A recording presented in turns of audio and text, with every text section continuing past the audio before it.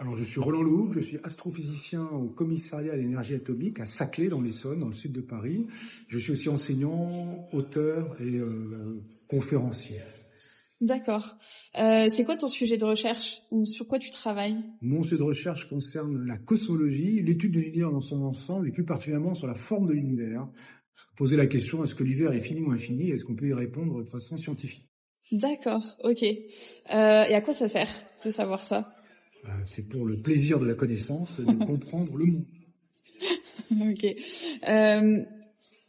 Pourquoi c'est important pour toi de croiser les domaines et de croiser les savoirs?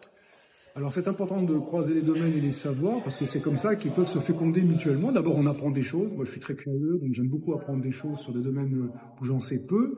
Et puis ensuite parfois ça arrive, on peut avoir des idées qui naissent en croisant des domaines proches. C'est sûr que entre l'art et la science il y a des points de convergence, il faut faire preuve d'imagination par exemple, mais il peut y avoir aussi des fécondations, des idées qui naissent, à la fois des idées artistiques, mais peut-être des idées scientifiques, ou en tout cas des façons de représenter les éléments scientifiques qui naissent par ces émotions.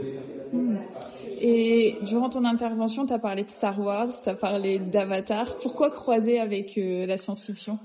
Alors moi j'aime beaucoup parler de science en prenant prétexte de la science-fiction parce que ça permet de discuter de mondes différents, bien entendu, supposés réels, bien sûr on sait bien qu'ils sont imaginaires, supposés réels pour y mener une enquête, pour essayer de déterminer des informations qui n'y sont pas données a priori. Par exemple, quelle est la puissance d'un sabre laser ou quelle est l'énergie nécessaire pour faire voler le Venture Star dans le film Avatar.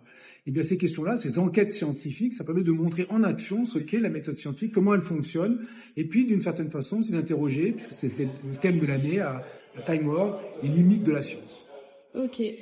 Est-ce que tu aurais une anecdote ou un fait marquant sur une édition d'un Time World auquel tu es venu? Alors une anecdote, oui, ce matin, j'étais après ma conférence, il y a une dame qui s'appelle Apolline Lefort qui est venue parler de géologie de couches et j'ai appris, ça m'a stupéfait, étonné, amusé et intéressé que pour marquer les limites géologiques, il y avait des couches de référence qui étaient marquées avec le clou et qui étaient annotées et qui étaient officiellement posées pour marquer que cette couche, dans cet endroit, c'est elle qui sert de référence.